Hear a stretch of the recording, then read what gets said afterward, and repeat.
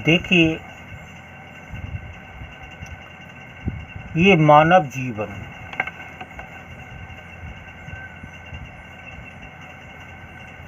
बड़ी कठिनाइयों से जीव को, प्राणी को मिलता है।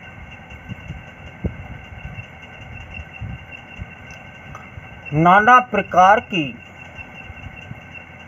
लाखों योनियों में,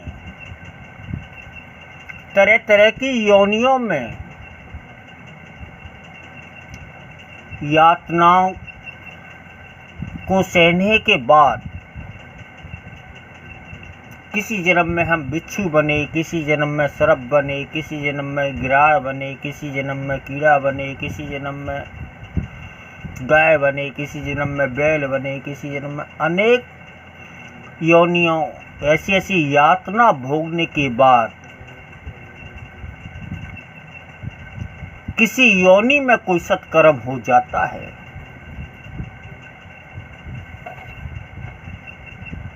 तब ये मानव जीवन पुण्य मिलता है। फिर भी संसार का अगर कोई नरक है तो माँ का गर्भ ही है।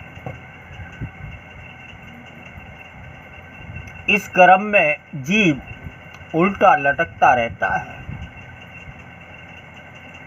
भूख प्यास, न ऑक्सीजन है, न हवा है, न पानी है, उल्टा लटका रहता है। मल मूत्र वगैरह का सेवन करता रहता है। ये जीव बहुत घबराता है, इतना घबराता है कि उसको हजारों हजारों जन्म की याद आती है। किन किन योनियों में, किन किन जन्मों में मैंने कैसे कैसे अपराध यहाँ अच्छाई।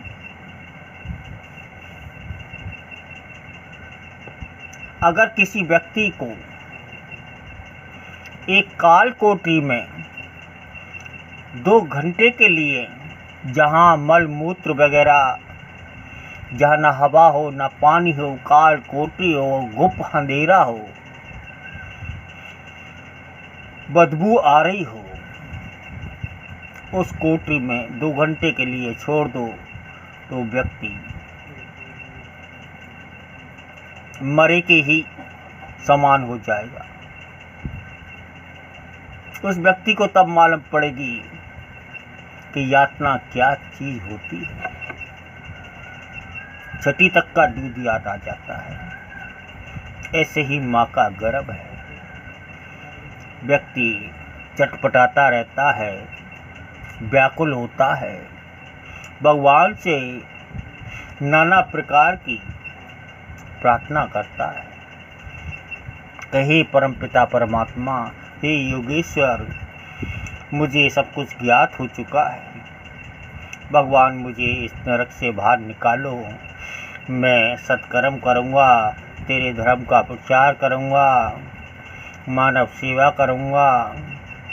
तो हे ईश्वर, मैं तुझे प्राप्त करने की चेष्टा करूँगा।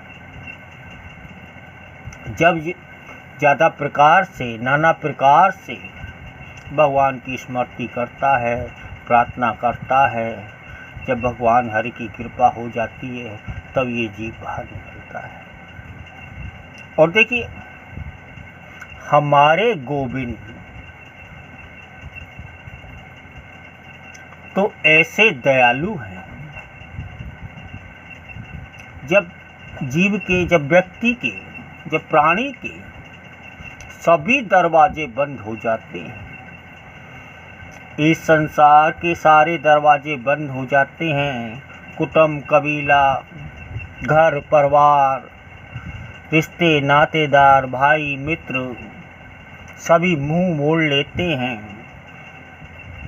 कहीं इस संसार में उसको अपना नज़र नहीं आता है, अपना दरवाज़ा नज़र नहीं आता है।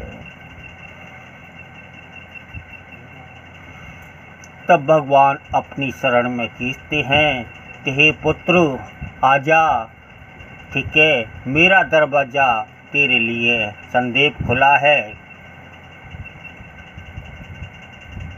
सुख का साथी तो पूरा संसार है,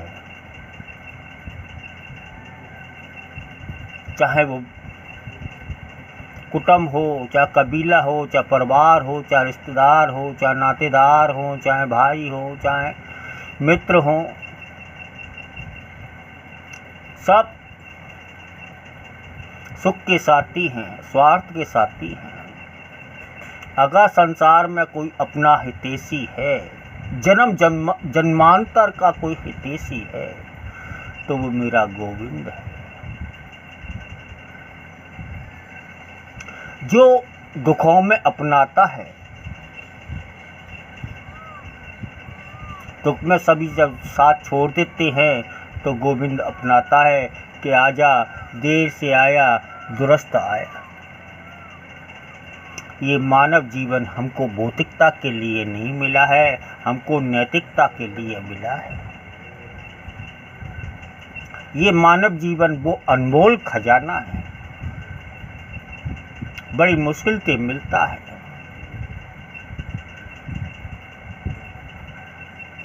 ये वो खजाना है जिसके लिए स्वर्ग आदि लोकों में देवता भी तरसते हैं। जब इस मर्तलोक में अच्छे कर्म करके जाते हैं तो वहाँ जाके वो देवता बन जाते हैं, देवताओं का पद मिल जाता है। जब उनको वहाँ जाकर ये मालूम होती है, अरे ये मानव शरीर तो बहुत ही अनमोल खजानाओं का रतन था। अगर पहले से हमको मालूम होती तो आज बड़े से बड़ा पद हासिल करते हैं। अगर हमको दोबारा मानव जीवन मिल जाए तो बड़े से बड़ा पद हम हासिल करें। तो ये मानव जीवन बहुत ही अद्भुत खजानाओं का महा भंडार है। जितना खजाना आप समेटोगे उतना ही खजाना इसमें से निकलता जाएगा। संसार में भी रहते हुए, भौतिक जीवन को भी अपनाते हुए, परिवार को भी अपनाते हुए अपने फर्ज का निर्वाह करते हुए सभी को चाहिए कुछ समय के लिए ईश्वर स्मृति अवश्य बनाएं। सब नाश्वर है, सब नष्ट होना है।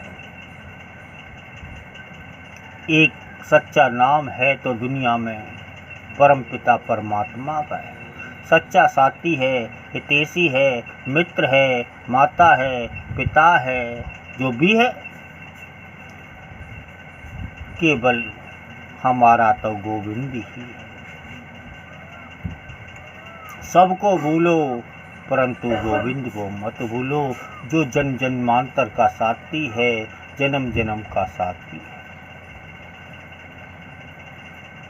ये सब संसार तो कुछ क्षणों का साथ देने वाला है, पर गोविंद तो जन्म जन्मांतर का साथ देने वाला है। बोलो सत्यनारायण भगवान की जय।